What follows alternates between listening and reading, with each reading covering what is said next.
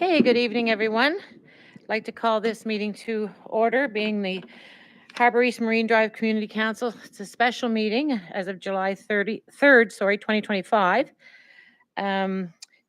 Clerk, we do have quorum, and I'd just like to acknowledge that Halifax Regional Municipality is located in Mi'kma'ki, the ancestral and traditional lands of the Mi'kmaq people. The municipality acknowledges the peace and friendship treaty signed in this territory and recognizes that we're all treaty people. Approval of the order of business and approval of additions and deletions. Mr. Clerk, are there any additions or deletions? Thank you, Chair. There are no additions or deletions as received from the clerk's office today. Thank you. Do any committee members have anything to bring forward? Hearing none, can we move for approval of the order of business? So moved by Councillor Austin and seconded by Councillor Hensby. All in favor say aye. Those opposed nay. Motion's carried. And I'll now call for declaration of conflict of interest. Seeing none, we can move forward to item number 4.1, Planning Application 2024-1322, Substantive Amendment to the Development Agreement for 112 and 114 Wise Road, Dartmouth.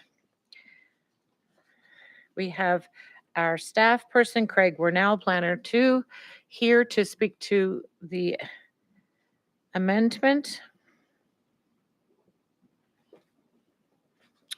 The floor is yours. Thank you, Chair.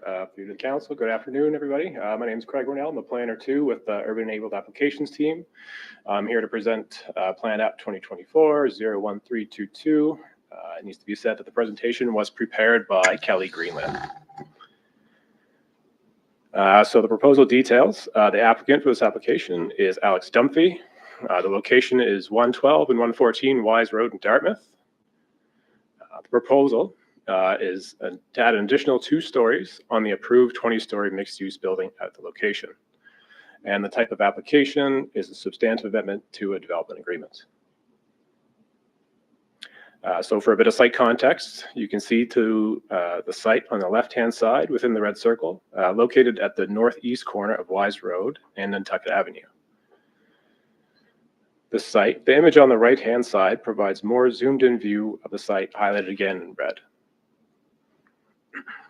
So within the vicinity of the subject site, we have the Zatzman Sportsplex immediately next door, along with the HRM transit terminal across the parking lot, and then the Dartmouth High School beyond that. There's also a commercial plaza that currently exists across Nantucket Avenue, which will be the future site of Little Brooklyn multi-use building and mixed-use development. On the site itself, there's currently a commercial office building.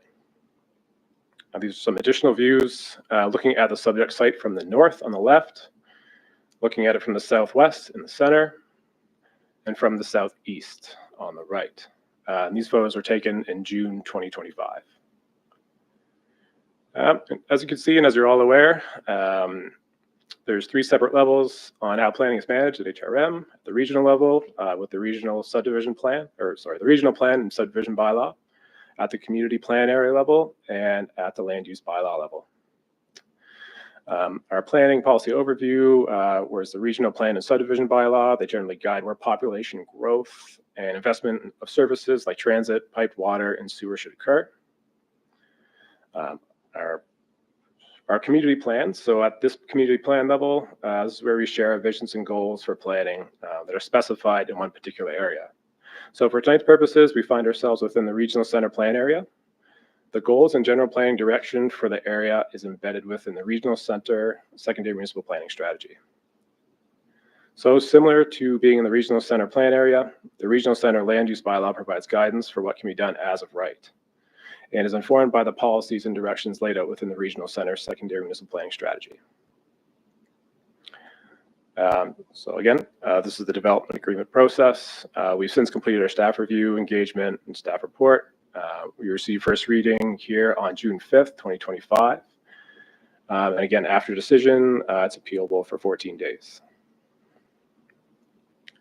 Just a pretty general planning overview. The site is serviced. We're located within that SEN 2 zone, again, under the Regional Center Land Use Bylaw. We're designated SEN or center. There is an existing building on site, which is a commercial office building. And our enabling policy tonight would be IM 33.5. So this enabling policy enables council to consider a proposal for a substantive amendment to the existing development agreement, which allows for an additional 2 stories to an already approved 20-story mixed-use building. So the development agreement will be amended to allow for 2 additional stories. It needs to be said that there are no other changes to the development agreement proposed. Any reconfiguration of unit spaces within the building envelope are required to incorporate the 2 additional stories that can be done within the parameters and regulations already included in the existing development agreement. As far as an engagement update, email notifications mailed out were 26, no calls, and our webpage views as of March 2024 were 71. I checked this morning, we were up to 320. The level of engagement completed was consultation achieved through signage on site, a mail out, notification, and a project website. So which brings us to our staff recommendation. The staff recommendation contained in the staff report was arrived after a detailed analysis of all relevant policies and the regional local municipal plan strategies. And therefore, staff recommend that Harbour East Marine Drive Community Council approve the proposed amending development agreement, which shall be substantially the same form set out in attachment A of the May 1st, 2025 staff report. Thank you very much. And again, my name is Craig Warnell, not Kelly Greenland. Thank you, Craig. Now we'll open the floor to questions of clarification to the committee. Committee. Councillor Hensby. Just one question. There's no issues with any site plans or view planes and anything else. I know the Brightwood Golf Course had view planes in certain parts of the harbor, but nothing towards the bridge. Councillor, through you to the chair, I was not made aware of any issues with the application up until this point. Where this application was previously approved for 20 stories, it's not something I've been made aware of, but I can certainly come back to you with that answer. Councillor Austin. Just to add some clarity to that, the view planes in Dartmouth no longer include Brightwood Golf Course. We got rid of those, as I think it was during the center plan, because it's private property. It's not public property. We don't protect private views. Thank you for that clarification. One more call for any questions of clarification. Okay, seeing no further questions, we will now ask the applicant to come forward and present. We have Matthew Kajewski. Kieski. Okay. Welcome to Harbour East Marine Drive Community Council. The floor is yours.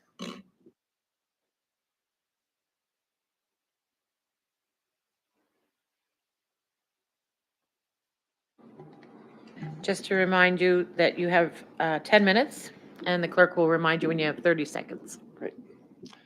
Good afternoon. My name is Matthew Kieski. I'm an architect with Fathom Studio and presenting here on behalf of the applicant, Alex Dunphy.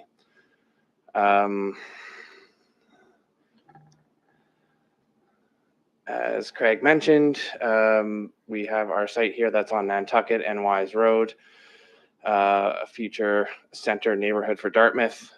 We are well connected with nearby amenities, robust transportation networks, and consider this project an integral part of the connecting tissue of Dartmouth downtown, joining downtown Dartmouth and the north end of Dartmouth, and anticipate this to be, or it is, at the gateway to Dartmouth for many people arriving via the McDonald Bridge. We are in the SEN 2 zone and are located kind of central around with SEN 2, SEN 1, HR1, PCF, lots of different zoning areas around. The current SEN 2 zone allows for a floor area ratio of 6.0 and up to approximately 40 stories as of right. The neighborhood also features the Dartmouth Common, including the Sportsplex, schools, and the bridge terminal, as you can see here, all within the PCF zones shown in green. We currently do have an approved DA on this project, permitting us uses within the Center 2 zone. That is for a 20-story mixed-use residential building. We have a minimum 25% of the residential units to contain at least 2 bedrooms. Our current maximum height is 20 stories, excluding the mechanical overrun, and this application is to request an increase 2 stories to 22 stories. The building podium height will stay at 3 on the northeast corner and 4 at the northwest corner. And the maximum tower footprint is still set to 650 square meters.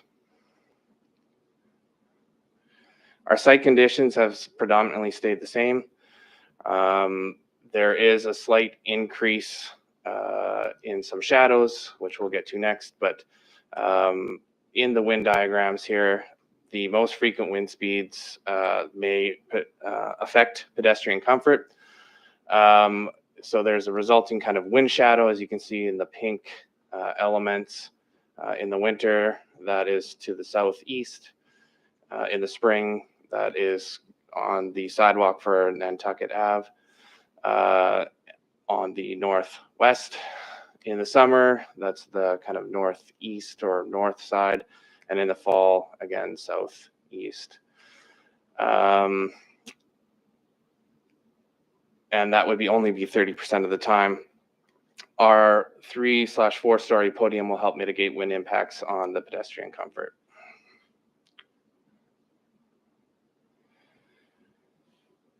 Sunlight and shadows. Most of the shadows will fall in the winter, spring, and fall. And with wide streets and most of the little buildings, the sun can reach the site even in winter. The shadow diagrams proceed from a yellow to a dark blue with more hours of shade. So we can see the equinox, there's less anticipated shadows from September 21st to March 21st. At the winter solstice, there's a few more on the north side of the project. And in the summer solstice, some slight on the northwest. The pros tower will cast some of these shadows on the surrounding area, but the worst impacts will be on the sidewalks and the crosswalks, mostly limited to winter mornings, and some shade can be expected on Nantucket Avenue. The increase will not really affect this in any substantial way that we would be able to see on this diagram. In terms of mobility, we do have a traffic impact study. The site is well served by all available modes of transportation. We have the bridge terminal, the bridge access. There's good commute there within walking distance and bicycle. Nearby amenities in downtown Dartmouth in 10 to 15-minute walk. There is an active transportation network improvement planned, and we are right next door to the city's best connected transit terminal. We did do an update on this based on the 2 additional stories, and based on that review, the increased number of residential units are not anticipated to have any negative impacts on roadway or active transport networks in the vicinity of the development. Since the original study, upgrades have been made that are expected to promote and incentivize use of alternate modes of transportation and supporting HRM's longer-term visions of increasing modal diversity and the municipality's transportation networks. In terms of building design, here's our site in the red square, located on Nantucket at the kind of upper side of the screen, and on the left, Wise Road.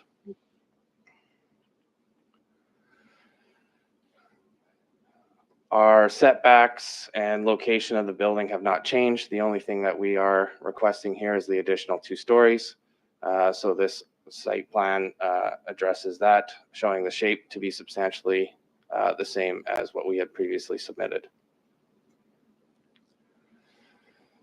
As for the pro forma, we have kind of in the middle of the screen the previous pro forma, which showed 160 units. We're currently showing 178, and we are maintaining the 25% 2-bedroom with a total of 46 2 bedrooms throughout the entire project.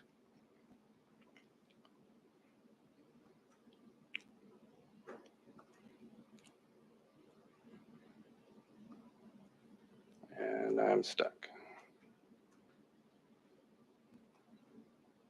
Oh, and now it's going. Sorry.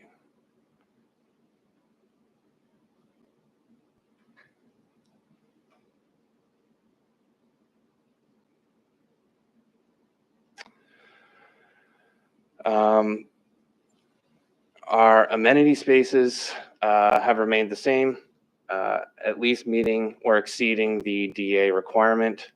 And those are located at the rooftop terrace, a rooftop lounge. We've got a party room, a flat iron terrace, and an outdoor kitchen at the top of the podium, level 5. And we have a fitness center on level 2, which is the darker area on the bottom left. But our minimum 1334 square meter has been maintained, and our 844 square meter outdoor amenity has also been maintained. This is the previous Nantucket Ave elevation, showing the podium and the tower setbacks. And this is our comparison. So with the additional 2 stories, we can see that we are higher, but the podium and tower relationship has been maintained.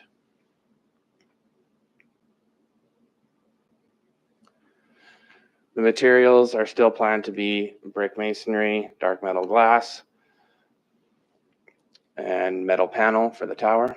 And we can see on the right-hand image those proposed materials together for that tower and for our current project. The precedent still remains the same. We have a flat iron classic shape to the building, curved masonry edges at interest on the street walls that go down to where the pedestrians will interact with the building. Street materials are of human scale. We're showing a rhythmic window grid still, and we've converted the arcades to act as connectors in the pedestrian zones. This will be a landmark building due to its location and prominent shared entry with a flat iron point. We have an arcade that connects Wise Road with the transit terminal along the side of the building that we can see here. And this flat iron shape gestures towards the harbor, framing the intersection and the harbor views and views of Halifax. We're activating this pedestrian corner with an articulated and sheltered retail elements at the ground level, which gives relief from the busy intersection. You can see here the rhythm of glass and masonry, which adds to the urban fabric at this corner. A new Nantucket Ave will create multiple storefronts and interest to contribute to the public realm. We've stepped the slabs back to match the grade and provide universal access on all shop fronts. A retail plaza at the rear provides the front door for those arriving from the transit terminal. This really is a building in 360. We have outdoor kitchens as well on the plaza levels. We have a flat iron terrace, and we have a nice entry gallery. We view this as the gateway to Dartmouth, and it has substantially stayed the same. Thank you. Okay, thank you. And I'll ask our committee members if there are any clarifying questions. I see Councillor Austin. You can go first. Thank you for the presentation. Just one question. What's a wind shadow? A wind shadow, it's just a way for us to kind of verbalize where the wind is going to go and where it's not going to be. So is the shadow in the building the place that the wind whips around and doesn't have wind, or is it the place where the wind is piling into that has the wind? It's the place without the wind. Without the wind. Okay, thank you for the clarification. You're welcome. Councillor Hensby. Thank you very much, Madam Chair. In regards to the parking capacity, I'm just trying to recall what's the underground parking capacity once again in additional floors. Would that require more parking or not?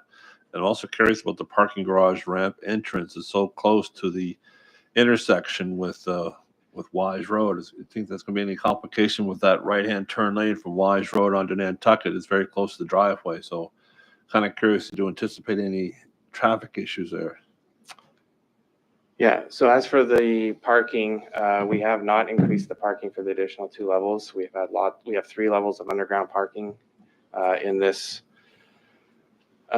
building. And as for the specific number, I would have to go back to that.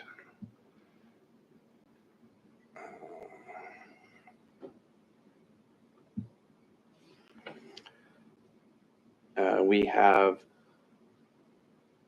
a total of 88 parking spaces and a ratio of 0.5, and 101 bicycle parking stalls.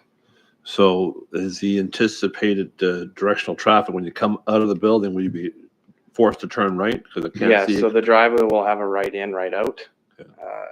element to it. We have reviewed with engineering, and this has been the spot that we were told that we could have it. Thank you. Thank you. Anyone further? No, seeing none. Okay, we'll now call for, thank you very much for that. We're moving now into the public opportunity for public presentation. Is there anyone who'd like to speak to this project? You choose. Either one's fine. Yes, thank you. Please state your name and address, and we'll give you 5 minutes and our, okay. Oh, thank you. Thank you. Colin May, 10 Dahlia Street. My question would be, during construction, will all vehicles, will the cranes, and will any porta cabins associated with the sub-trades be on the property of this proposed development? Because of course it's adjacent to the commons. Okay, this is not a question and answer period. If you'd like, maybe perhaps one Well, of I'll the make the point perhaps, that yeah, perhaps I'll one of make the, the point that they can't encroach upon the common unless they invoke the recent changes that council made. There's a section in there, I don't have it with me, to the centre plan.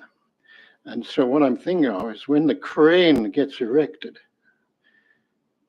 it's going to have to be on the property. And then all the trades who have porta cabins or vehicles or generators or whatever, they're going to have to be on the site unless they invoke that recently passed clause that was in there, in the changes. I don't object to the development of it. I have no intentions of living there. Probably, I may not even be alive by the time it's completed. So I don't, pardon? Oh, yeah. I don't think it's going to make any difference to school, to the number of kids going to school. But I do see a traffic problem because that right-hand lane is where the buses get priority through. And so anybody coming, a resident there who comes over the bridge is going to have to cross over what is normally the bus lane into there. But it looks nice. I'll never live there. I'm not too enthused about all these other buildings that are going to go up. And I don't think it's the answer to the housing crisis. This will be nice, but it will be expensive. Anyway, I think you'll perhaps when the staff come back, if the staff can come back and answer the points that I made about not encroaching the common, or if they're going to invoke the changes, recent changes in the centre plan, or is okay. it just my inquisitive nature. Thank you. I think it might be both, but let's. Thank you, Colin. I appreciate that. And maybe a counselor will ask staff or maybe applicant. All right. Are there any further speakers? For second time, any further speakers? Third and final call. Are there any further speakers for this hearing? Seeing none and hearing none, we'll now close the public hearing. We need a motion. Moved by Councillor Austin, seconded by Councillor Purdy. All in favor say aye. Thank you. Motion's carried. Alrighty. Now, we have any members of the committee that would like to, Mr. Chair, point of order. yes? Before we were actually supposed to close the public hearing, doesn't the applicant have a chance to come back to respond to anything said during? Right, thank you. That's the part I and was staff just as about well? to ask the clerk before we moved any further. I think we The might have jumped applicant- ahead. Yes, you did. Perhaps would the applicant like to come back and speak to anything that was presented here today? Yes, please. Yes, so any construction elements, site crane, vehicles, that kind of stuff will have to be through a construction management plan, which will be submitted and approved by the city. Okay, thank you. All righty, any further questions? No. All right, so what's your will? Councillor Austin. Thank you, Mr. Chair. I'll put the motion on the floor. I move that Harbour East Marine Drive Community Council 1 approve the proposed amending agreement, which shall be substantially of the same form as set out in attachment A of the staff report dated May 1st, 2025. And 2, require the amending agreement be signed by the property owner within 120 days or any extension thereof granted by council on request of the property owner from the date of final approval by council and any other bodies as necessary, including applicable appeal periods, whichever is later. Otherwise, this approval will be void and obligations arising hereunder shall be at an end.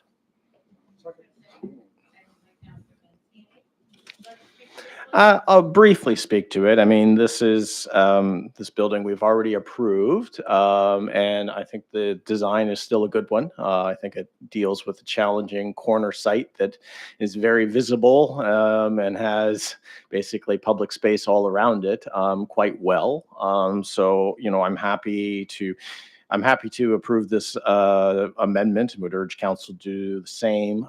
When you think about what's being built in the area, the Brooklyn development next door, the buildings behind the old hotel, other development on Wise Road, 22 stories is not out of scale of what's happening in this kind of area of Dartmouth. It's going to be pretty intense sort of node in the center of the city. So I think 2 extra stories here is not going to materially impact anything. So I'm happy to see this go through.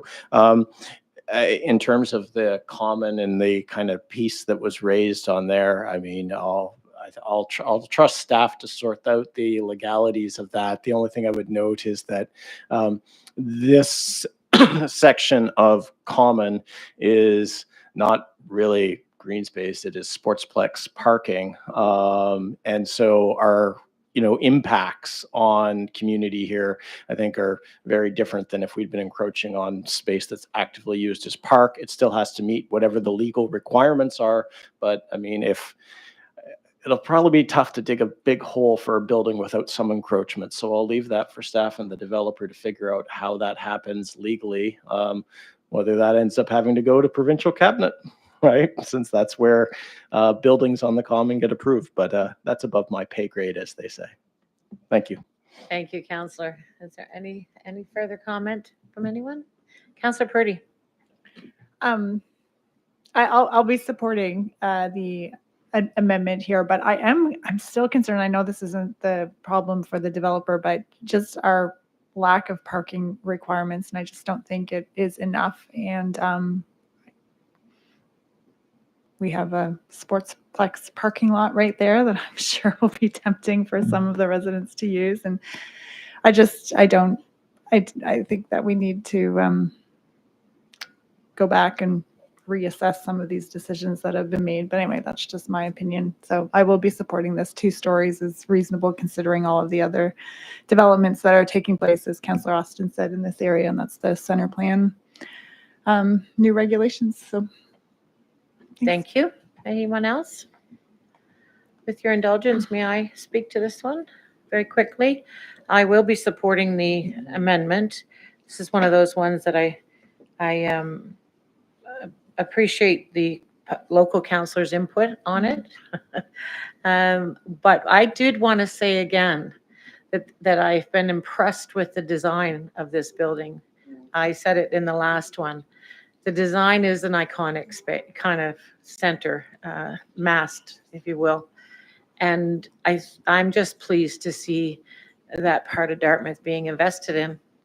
I know that the landscape is going to change. It is with all of the buildings that are approved and underway right now that it's going to change, but I still think this one will stand out for a lot of good reasons. So I am pleased to support this and look forward to actually seeing it come to life and being part of that area that deserves to have good things happening in it. So thank you. And should I call the question? Thank you. All in favor say aye. Aye. Those opposed nay, and the motion's carried. Thank you all very much. Okay, we now move to reports. 5.1 recommendation report regarding local street bikeway for Dartmouth. And we have Maria Jacobs from our Active Transportation Planning Department to do a presentation. Oh, okay, so if anyone would like to have a presentation, she would. I think so too. Maria, are you able to offer a presentation tonight? Yes. Yes, that's what we'd like. Okay. Okay.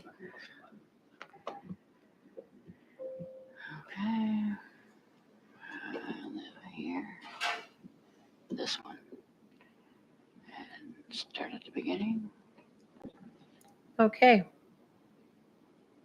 Floor is yours. Okay, great. Good evening. I'm Maria Jacobs. I'm with the Active Transportation Group, and I'm actually coming here to present this because it's part of the administrative order for local street bikeways, and so the expectation is that we bring it to Community Council first. Typically, we bring our active transportation routes to the Transportation Standing Committee, but in this case, because it's a local street bikeway, we come here first.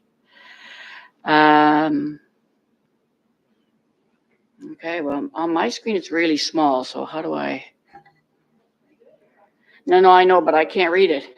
I can't. Oh, here, I can read up here. Okay, great. Thank you. Okay, so the project objectives for this local street bikeway, Slater Street in Dartmouth, is to complete the functional plan, and it was a designated local street bikeway in Dartmouth in the IMP, Integrated Mobility Plan. And another objective is to reduce the number of vehicles shortcutting onto Slater. There's a very busy Victoria Road, and the objective, there's also residents that complain that there's quite a bit of shortcutting that goes on to Slater Street, and it is a local street. And the idea, well, I'll show you the map later, is to connect to existing AAA networks, and we can look at it a little later. And then we want to connect to the facilities like the one we just saw, but the McDonald Bridge, Dartmouth North, and Dartmouth Common, and Ochterlony, Sullivan's Pond, and to apply a complete streets approach to this. Okay, so this is you've probably seen this map many times in active transportation, but this is the map that we have for the integrated mobility plan. And you'll see there where the arrow, that's where Slater Street is. And it is really strategically located. It's in that red dotted line, but it connects a number of amenities, and it is, like I said, parallel to Victoria Street in Dartmouth. So this is a closer up view of the corridor, we'll call it. And what I'll do is through the presentation is you'll notice in purple is the north connection. So that's the Victoria Road and Albro Lake Road. And then the long blue is the actual Slater Street. And then the pink are the two options we looked at for the western connection that goes down to Nantucket and to the building we just talked about. And then there were originally three options that we were looking at on the south connection that would bring us down to Ochterlony. So here on the map on the bottom, just to help you identify where we are at, the little red square, that's on the north connection. And here, the idea was to, like I said, to connect their existing or plan, and it's about to be implemented, the North Dartmouth Active Transportation Network. And it starts on Victoria Road and there's Farrell and it goes up on and on. You might have recollected when we talked, when then I was brought forward. So on this connection on the Victoria Road itself, it's proposed to have a separated bicycle, bi-directional bikeway. And then on Albro Lake Road itself, due to the I guess the width constraints, we are proposing a multi-use path on the north side of Albro Lake Road that goes up to Slater Street. As you know, we rather as much as possible separate cyclists and pedestrians as much as possible. And then at the intersection here, not sure how I do this with an arrow. I can't, but if you look to the far, you see Slater Street, and there will be a crosswalk there. So at the end of the multi-use path on Albro Lake Road, it'll be a crosswalk that goes on to Slater Street. And they'll have a rapid RRFB, a rapid flashing beacon to cross Albro Lake Road, and the cost is estimated to be about $332,000 for that segment. Now, this is the main corridor. You notice on the dotted line I have on the bottom, the blue. It is a local street bikeway, so residential street. So right now there are some tactical speed tables and curb extensions there. So those will be maintained. And in some cases, if we can formalize them and make them permanent. There's a RA5 or another crossing at Woodland Avenue. Right now, it's, as you probably know, it's quite difficult to cross in a vehicle, but also for pedestrians and cyclists. So there'll be a light, a half signal, so a light that you could push. Cyclists will push, and pedestrians that will allow you to go across Woodland Avenue. And then there are diverters that are partial diverters that are. There are a few of them that we've identified and done a lot of traffic studies on them, but the first one is identified as Slater and Francis Street intersection. And the second phase, if you want to call, we'd be looking at the Slater Woodland intersection and the Slater Thistle intersection. So you can imagine that a lot of people coming from those two busy streets, the Thistle and also the Woodland Avenue. And then it's just from this main drag, the main Slater Street corridor, we want to make sure that there's a connection, local street connections for cyclists and pedestrians. And the cost is $580,000. So this is the first diverter that we're looking at to implement, and the idea is to monitor the impacts of this and to see whether or not it's actually doing what we want it to do, which is to divert traffic onto Victoria Road, where it's a busier street and where it collects the traffic. So it'll allow for permits only eastbound vehicles that right turns onto Francis Street. So if you're on Slater, you can only turn right onto Francis Street, and that'll take you down to Victoria Road. And like I said earlier, and also on this diverter would be, you see the circled area in red, that would be like a ramp for cyclists. It'd be used as a diverter, but that cyclists can move both ways. So cyclists will be able to use this bi-directional bikeway ramp and continue to go back and forth on Slater Street, but cars will have to turn right onto Victoria Road. And like I said, so the idea is that Francis Street would be installed, and then we would monitor and evaluate to see the impact it would have on the traffic volume. And the next section is the west connection concept. And that's at Gladstone. We had a couple concepts. We had one for School Street and down to Nantucket, but this one is Gladstone Avenue. And so we would have sharrows or bike sharrows on Gladstone Avenue from Slater Street on down to Victoria, and then crossing Victoria Street, and then on a bi-directional bikeway. And there's an existing sidewalk there right now that would go up to Nantucket Avenue. So the good thing about here is that there's no slip lane. The school street has a slip lane. The other thing is that there's already existing sidewalk that connects over to Nantucket, but also there's an HRM right of way that used to be a road that went through there. But so there's quite a wide swath of land, so we wouldn't impact a lot of the trees, so we could use that space to get down to Nantucket. And it's next to the high school as well. And the cost is $623,000. Now, the south connection, that was a little complicated because we looked at several options. I'm looking at so from Slater Street down to Octoloni. The idea was to get down to Octoloni Street, closer to downtown Dartmouth. And we looked at a few of them, like Maple Street and Pine Street. We took Pine Street out to the public, and basically they said it was just way too steep to go up. Pine Street, Maple Street had some other barriers or things that we would have to consider. So we want to study that a little further. But in the meantime, and it's also going to be permanent, would be a Dartmouth Common connection. So that would, right now, there's a 3-meter wide multi-use path that goes from Dahlia Street, whereas right now is a local street bikeway. So it would cross Victoria and into the Dartmouth Commons. On the existing multi-use path, but there's already a path that goes up. Some of it's paved, but we would need to upgrade that to a multi-use path, so a 3-meter wide width. And that would go up to, right now, there's if you can picture in your mind, there's a gate at behind Bicentennial School that people sometimes use to go onto Thistle. But what we would do to make it a little easier is to have actually a gate at Thistle, a new gate. The heritage, and we would want to replicate it, of course, to make it match the historic nature of the Dartmouth Commons Gate. And traffic is good with that too, because there's also a need for crossing on Thistle Street, because it's next to the schools, both schools. So it's a busy place for students right now. They just cross. So it would be good to have a crosswalk there integrated into this project. And then it would go behind the Dartmouth High and then connect with the Nantucket, the proposed Nantucket bi-directional bikeway, and then you can go down to the bridge. But the other way is to go down to Dahlia and then down to the less steep part of Pine Street down to Octoloni. And the estimate here is $448,000, but it does not include lighting, and it doesn't include the cost for the gate at Thistle Street.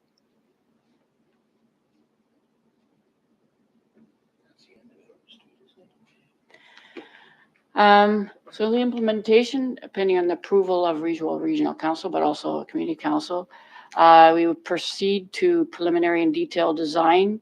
Ideally, we would do that. We will do that in-house with our design engineers and work on that this summer, or once this is approved. And then we can go into more detailed design and then hopefully have it completed in construction in the next year or two.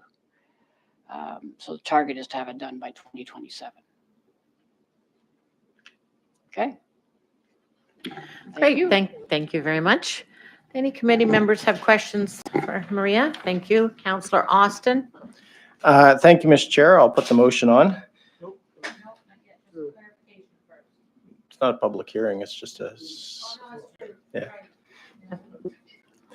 Thank That's you. the best sound in the world. You're right. Yeah, you're right.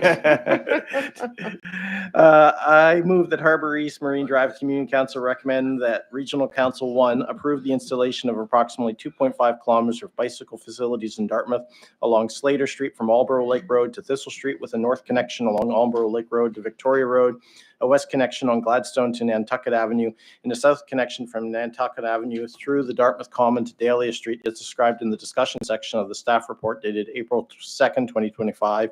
And 2, direct staff to initiate a planning project to further explore a south connection between Thistle and Octoloni Streets and Sawmill Creek Greenway, as described in the discussion section of the staff report dated April 2nd, 2025. Seconded by Councillor Mancini. Thank you, Councilor Mancini. Thank you, Ms. Chair, and thank you, staff, for all the work on this. I did appreciate having the opportunity to have some discussions there over the last couple of days. I did have some questions still remaining here. The half signal at Slater and Woodland.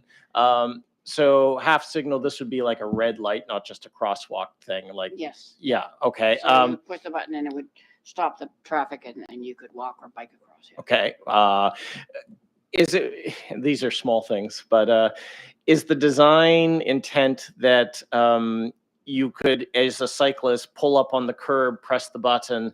Like, would it actually be curbside to activate it, or? Yeah, ideally, yes. Yeah, because other cities do that. I've never seen us do it. Maybe No. there is some around, but the idea being that instead of making the cyclist dismount, walk across, go up to the curb, press the button, you have a pole next to the curb, so you can reach over and press it. Like, if you want things to be friendly. Yeah, sorry, you would still have it for the pedestrians, but you would also have a separate Separate for with the cyclist. cyclists. Perfect. Yes, but we haven't. Yeah.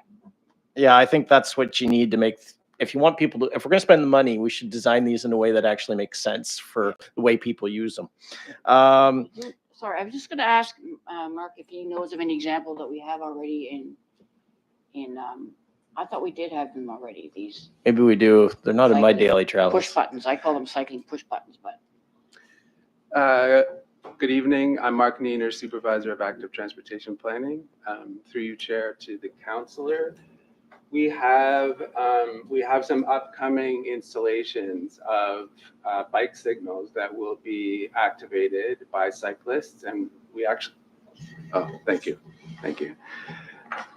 So we'll actually be testing a few different methods of activation, including a push button. So, for example, at Alm and at Roby, as part of the Almond Street Bikeway project, we're going to have detection by inductive loop in the bike lane and then a push button as a backup. The Brunswick Street Bikeway project will have camera-based detection at the signalized intersection. So that would detect cyclists as they approach the intersection and send the call for the bike phase. So we have, yes, so we will be implementing shortly a few methods of bicycle activation of signals. Perfect. Sounds good. I wanted to ask about the commons. I agree with the point about kids crossing. I've seen it many a time. Like, I live just a couple streets away. Kids coming off like the bus terminal sort of area and then just going across. And we could really benefit with a crossing there. I like this option. I think it's a testament to the point of doing public consultation, because this was nowhere in the mix until we went out and started talking to community. And this, I remember this actually being proposed at the public meeting by residents up on Slater, as people were struggling with the, Maple, Pine, Victoria, none of the three, they all have their own problems, right? So I think this is a neat solution to that. I do hope we can pair in lighting. That's been a long-standing ask on the common, whether that comes from park budget or whatnot. I mean, it seems silly to go in there and not do that at the same time. I did want to ask about separation of cyclists and like where we are doing this. And, I see my constituents behind who I know have strong opinions on this one. There is some tension on the common between cyclists and pedestrians sharing space. Where we are going to be in there, did we consider doing a separated, we already have the walking lane, a separated, rather than a multi-use in this section, a separate bike piece along here, because we do have more room. It's not like the Dahlia Cemetery where you can't expand anywhere because they're graves, right? We have space up here on this part of the common. Yeah, through you to the council, we didn't consider it just because, right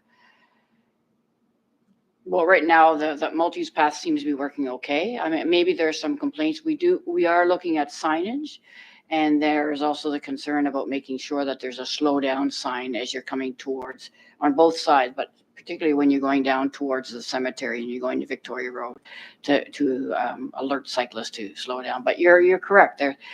Maybe there is an opportunity. We didn't talk about it with parks because this came more after the engagement piece, but about whether they didn't bring it up either, because that would significantly increase the size of the width of the path going through, or the multi-use path and the bidirectional bikeway going through. But you're right, if there's only if there's only one that goes straight through to Wise Road and to Dahlia, and then there's the one that goes up to Thistle Street, maybe if it becomes really busy, we either separate them or we just make those as bike routes. Do we have any kind of guidance in our AT world around when a multi-use path becomes too overloaded for the volume of pedestrian and cyclists to be sharing the space? Like I think about the Binook Trail, which Right. just intuitively to me feels like it has hit that point. Yes. But I'm just wondering if we have any municipal guidance, like do we have figures that we look at for these decisions, or is this an undeveloped area of policy for us? I'll let Mark answer. I'll jump in for that. It's an evolving area of policy. We don't have a like HRM doesn't have a standard on when to separate cyclists from pedestrians. We do look to, there's guidance from the Transportation Association of Canada.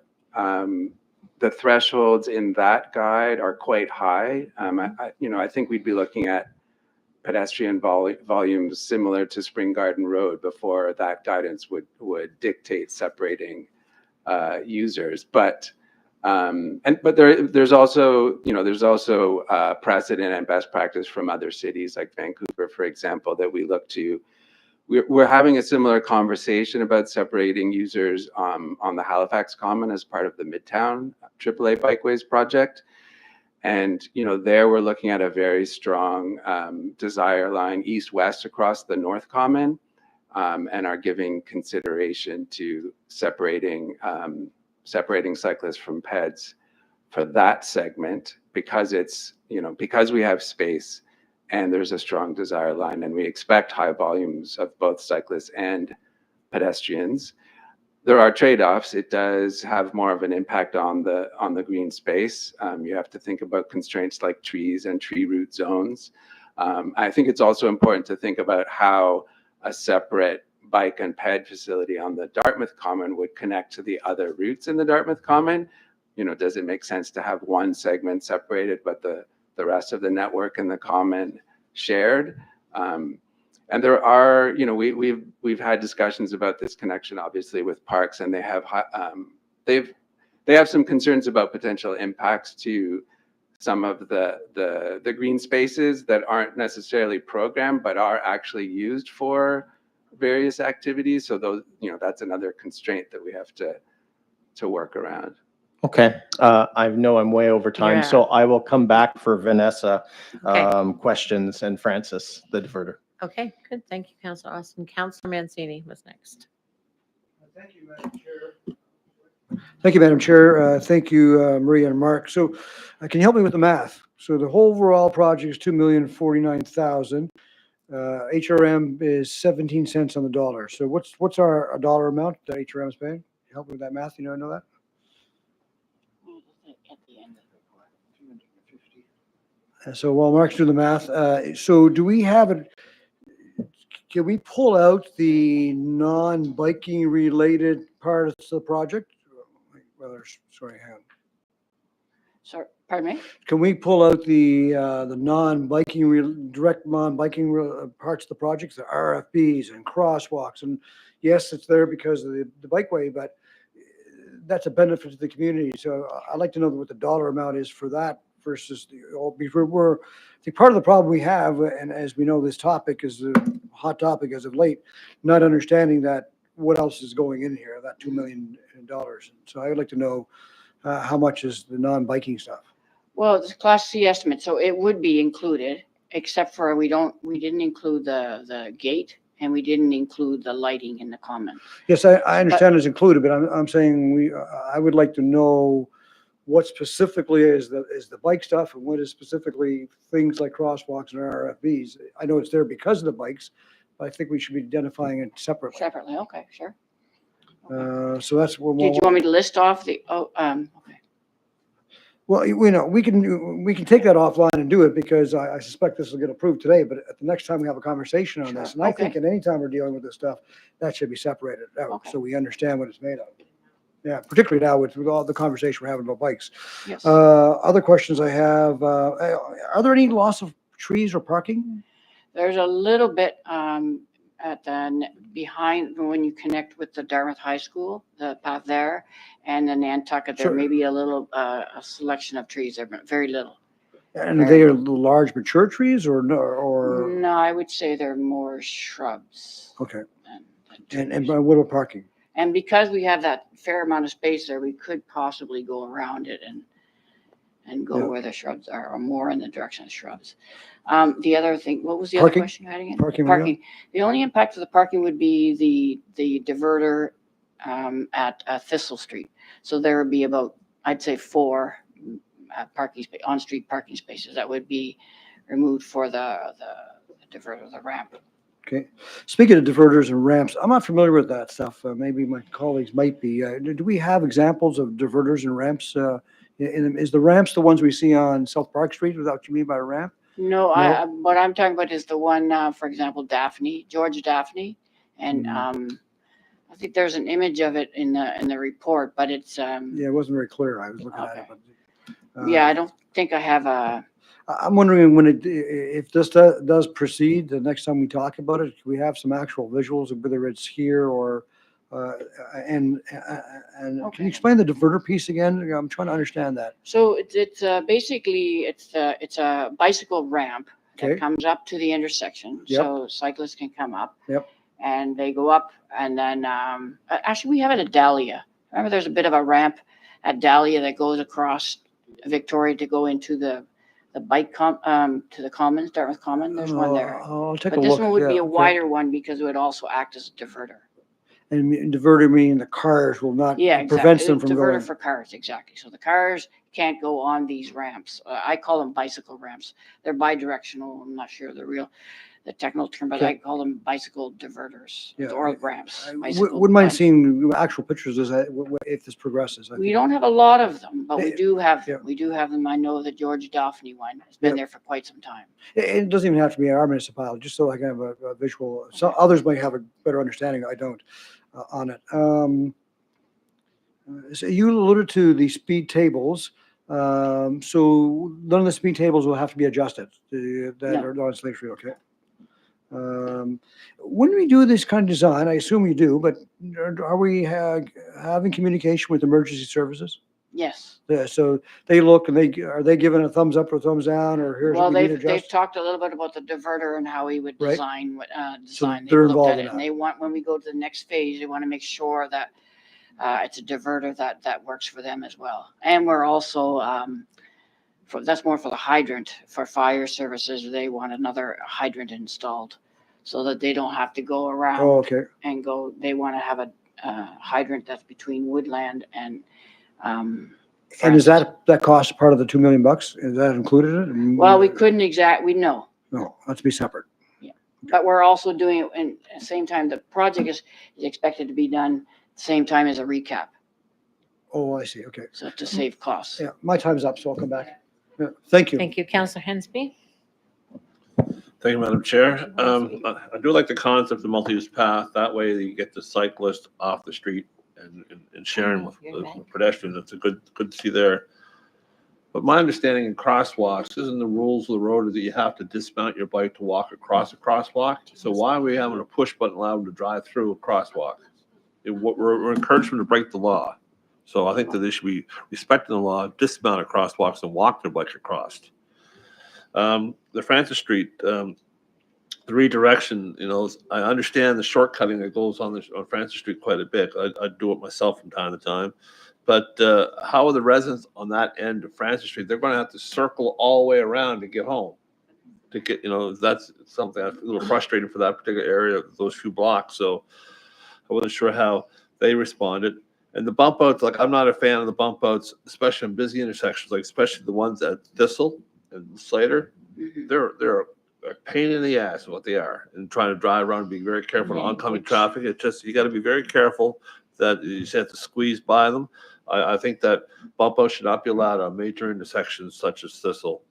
If I was a cyclist, I'd rather prefer to go down Pine Street than go down the other ones, because I find Pine Street a lot less traveled than Maple Street. Maple Street, there's a lot of traffic on it, and I think you want to probably keep the cyclist away from that. And the Cheryls, these white painted little bicycles with double arrows, I don't know why we're not putting them in green paint. We should have all our bike infrastructure the same color. Green lanes, green, have the same, so people recognize this is a bicycle area. Having the different colors, the white paint just gets lost in the scheme of things. And I think that this should be used in green. And I'd rather see more green lanes used and green boxes at intersections and stuff. But I don't see any of that here. But those are my opinions on it. But I really, like I said, the bump outs at major intersections, I think they're a pain to deal with, especially for emergency vehicles trying to get around them. They got to swing way out to get around them. So unless you're going to try and change them to have more of a handicap slope to it, that they can drive over the corners if necessary. But that's my opinion on those things. Thank you. Councillor Hensby, would you like any comment from staff on any of those? Thank you. I think I'm not sure who's going to do it, so we'll go ahead. Through you, Chair, to the councillor. So just to clarify, the proposed crossing of Woodland is a pedestrian half signal. So that would actually, when vehicles on Woodland have the red, that would give right of way to cyclists and pedestrians crossing the street, compared to a crosswalk with an RA5 signal, for example. So then, but a traffic signal gives right of way. So when the vehicles on Woodland have a red signal, they're required legally to stop, and that gives right of way to the crossing pedestrians and cyclists. The half signal is really our only tool in the toolbox to give cyclists the legal right of way to cross a major street like Woodland. The Sharrow, just with regards to the color of the Sharrow's markings, I think some of the existing markings for Slater Street were installed with just white paint, likely because it was a tactical project, a quick build. But pending approval for this project, for all of our AAA bikeway projects, we now install durable markings. So, and our Sharrows are usually white symbols on a green background, and we would apply that with a durable paint or a thermoplastic, as we've done on other bikeways like the Vernon Seymour Local Street Bikeway, for example. So we are working towards a consistent and more durable marking for the Sharrows.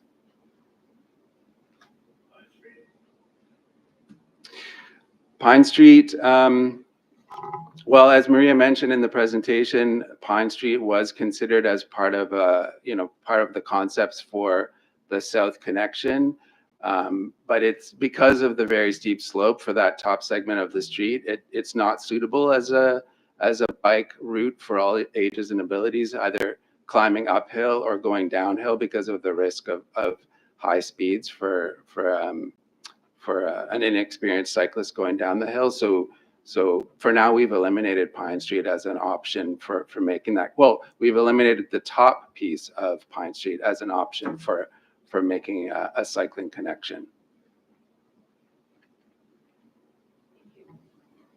Councillor Purdy. Thank you. So we received a correspondence today from a resident on Slater Street. I just want to read some of his email. The number of vehicles per day using that section of Slater Street amounts to about 1 vehicle every 2 minutes and 20 seconds.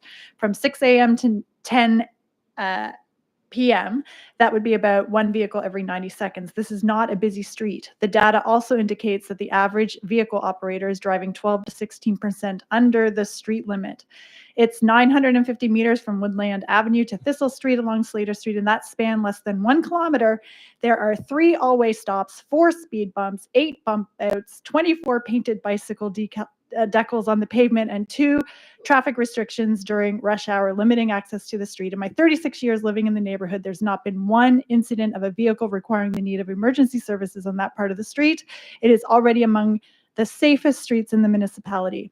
The width of Slater Street from one side of the sidewalk to the other is wider than the McDonald Bridge, and the bridge has a 2-way bikeway, a protected pedestrian walkway, and 3 lanes of traffic. There is no reason a full 2-way bike path cannot be put on Slater Street without interrupting the flow of traffic. And then one more thing, no rationale has been provided for the implementation of these changes, and I think he's referring to the diverter of traffic there. However, resident safety, response time for ambulances, they can't go down one-way streets, deliveries, snow plowing, mail service, waste and recycling pickup, lack of traffic relief when Victoria Road has accidents, bridge closures or construction, and the very data from Table 1 in item number 5.1 all suggest this is a bad idea that should not be implemented.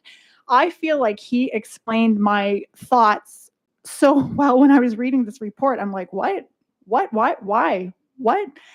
That's how I felt reading the book. And I also didn't understand what diverter was. I had to Google it and see it. I'm like, and I can see how that could make sense if it made sense to do it. But in this area, on this street, without a full traffic plan of the whole network, I don't see how this can possibly make any sense. And it's just money where we don't need to be spending money. I mean, bike lanes are bike lanes. Like you can do less expensive, less complex bike lanes. I just don't understand.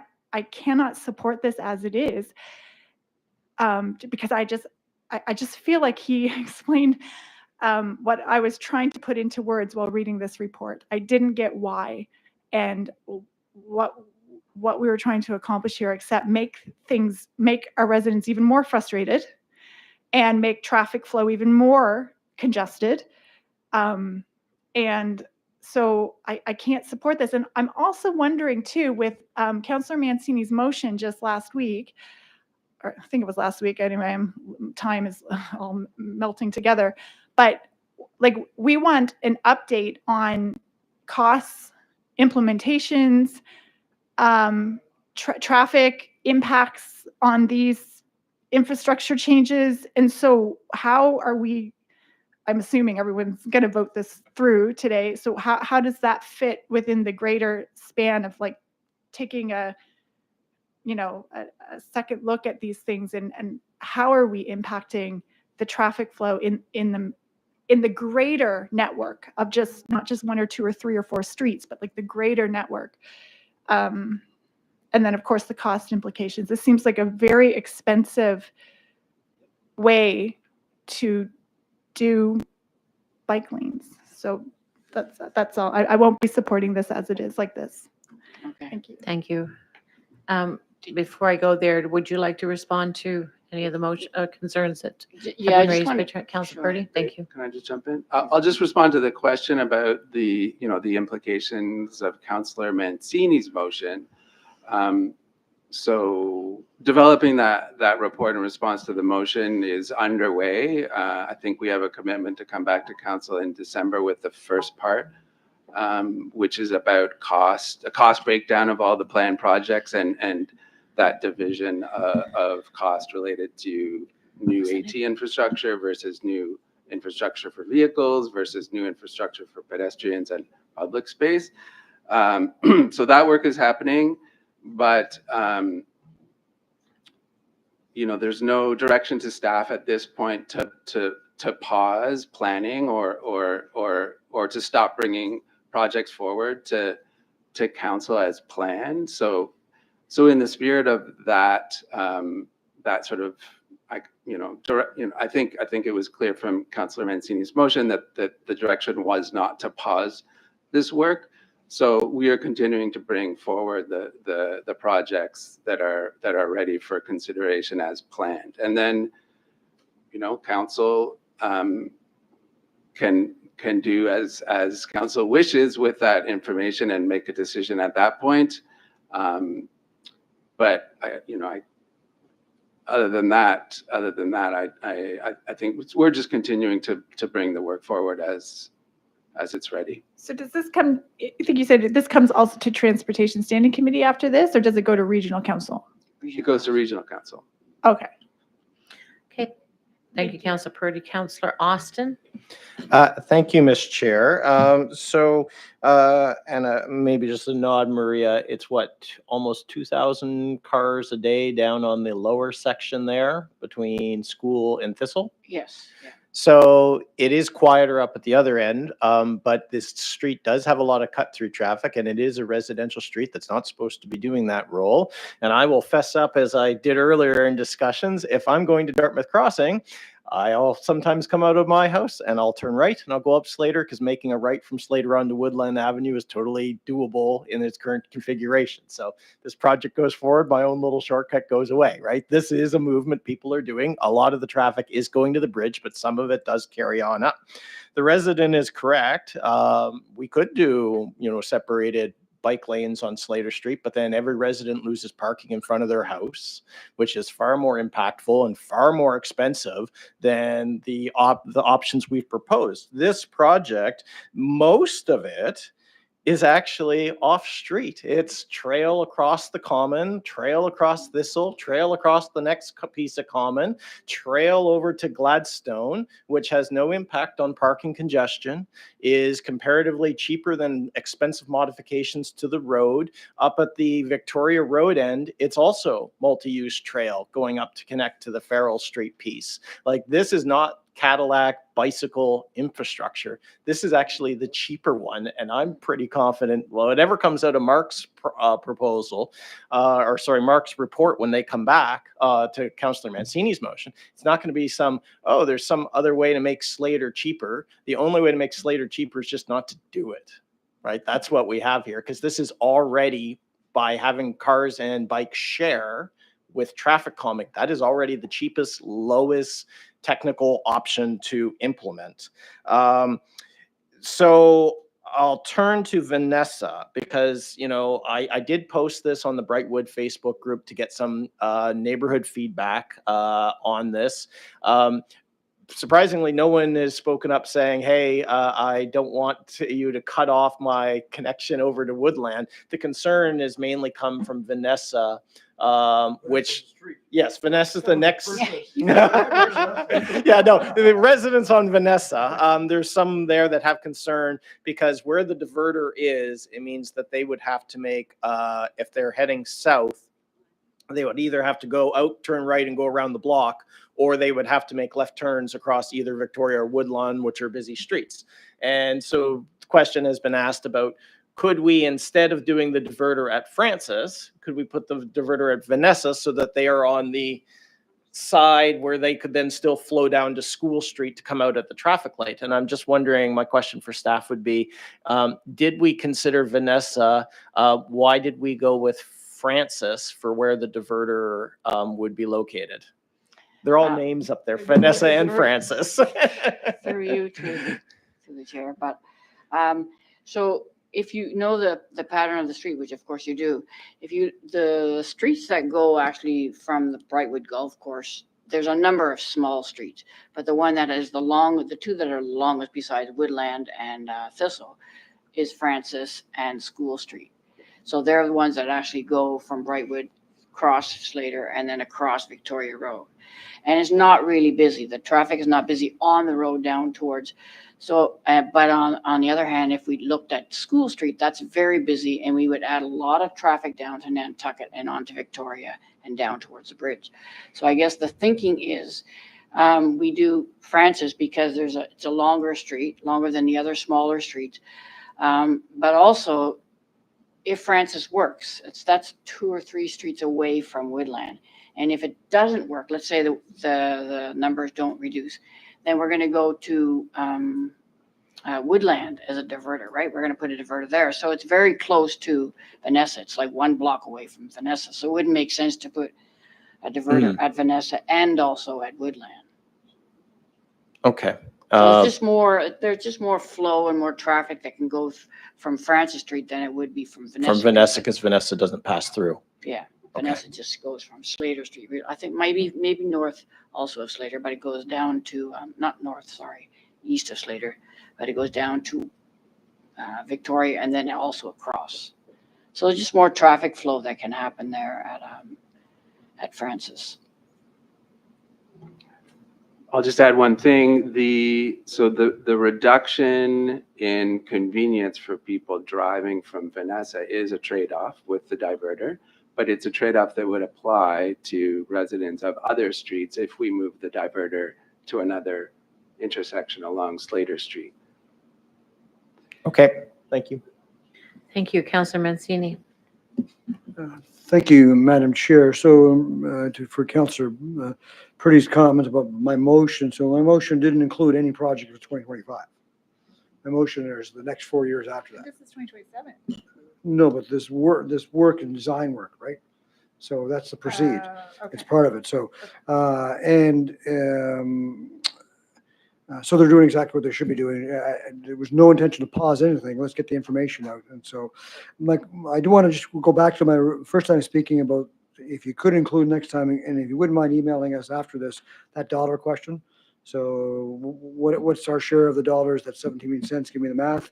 And pulling out what are the AT costs? What are the things like RFPs and crosswalks? So when we look at that 2 million and change that we see broken down, I think that's very helpful if we could do that, please.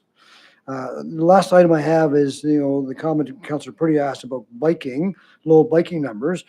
So by making this connection though, what's the anticipation of numbers? Because that's the whole idea, right? That we anticipate numbers going up. So, what's that anticipation? Why do we think numbers will increase? Do you have any guesstimate of what those numbers might be? We don't have any numbers of a projection, but I do know that that if it wasn't, it would have to go Victoria Road or Slater because of just the design of that north or that portion of Dartmouth. So, so your question is, what's your question? So, why do you feel that numbers will increase? Well, because we do have Slater Street, and Yep. there are already people using Slater Street for Right. cyclists because it's a lower volume street than Victoria. And also because there's connections that are made now, like for example, the Dartmouth North Street network. Right. Also to the west that goes all the way down to the Wise Road. So that's existing bike route. So I think these connections will really help cyclists navigate and not have to go on Victoria Road unless you're confident you want to go with the cars. But there's enough connections there because we have the western connection, north connection, Right. south connection, that I think it'll really connect a lot of these pieces and already existing bicycle infrastructure. Okay. Thank you. Thank you, Councillor Purdy. Thank you. And I'm just wondering, can you explain the rationale for using a traffic diverter in this area? Because it wasn't, I mean, I could have missed something, but it wasn't exactly clear in the report why it's being used for this particular area when it's not used anywhere else.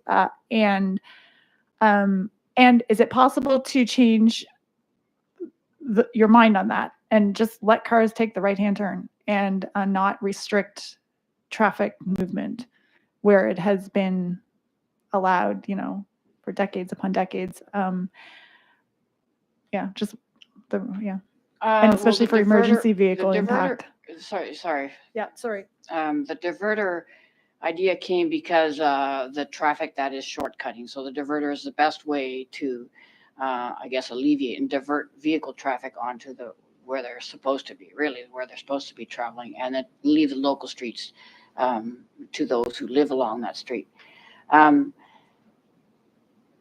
So that's why it's just one of the tools in the toolbox. We have already added things like the curb extensions and the speed tables, and it doesn't seem to be reducing the number of traffic cars that are going in there. And I can only imagine with the build that's going to happen around the downtown Dartmouth area and even the development that's going on, I think you're going to see a lot more traffic going through that area. So I think if you want to keep Slater Street as a local street bikeway, something has to happen so that the cars will be sort of directed onto the Victoria Road.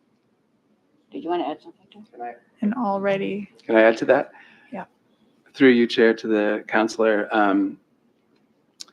So a local street bikeway is a local street where the vehicle volumes and vehicle speeds are low enough that cyclists can safely and comfortably share the road, right? There's no separated infrastructure. So we have as guidance the HRM administrative order that has thresholds for suitable vehicle volumes and speeds. And so that gives us guidance on when we need to, like when we should or shall consider traffic calming and traffic diversion. So traffic diversion is the way to reduce the vehicle volumes on the local street bikeway. And then there's also professional guidance that we refer to that, that sort of describes the conditions that are required to make a street comfortable for people cycling people of all ages and abilities cycling to actually share the road with vehicles. And vehicle volumes they're experienced by people cycling as the number of vehicles that pass you in a certain period of time as you're cycling along a route. And then of course, speed is experienced, as a vehicle passing you at a certain speed, but speed is also very closely related to the potential for injury and fatality if there's a collision between a person driving and a person walking or cycling. So that's where that guidance comes from, is, it's really describing what conditions are required to make a streets comfortable and safe for people to share the road with people cycling, to share the road with people driving. And so Slater Street, just based on the data, the speed and volume data that we have, would require some traffic diversion and traffic calming in order to make it suitable for people as a local street bikeway. And the volumes and speeds vary along the length of the corridor. The higher volumes are between School and Thistle Street. At this point, we're recommending a diverter at Francis. We expect that to have some impact on volumes for the whole length of the corridor, but if that impact is not sufficient and we don't get the volumes down below the threshold, then we would consider adding a second diverter as described in the report. So without the diversion as a tool in the toolkit, we likely couldn't achieve a suitable conditions on Slater Street for it to function as a local street bikeway.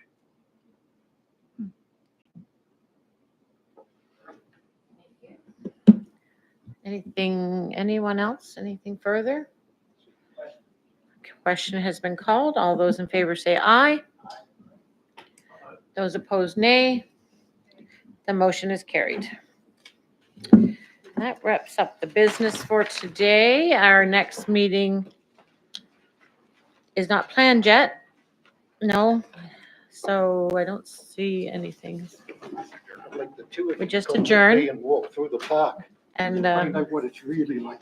worry about the next meeting later. Meeting's adjourned. And I still didn't get a reply to my 6-week-old email.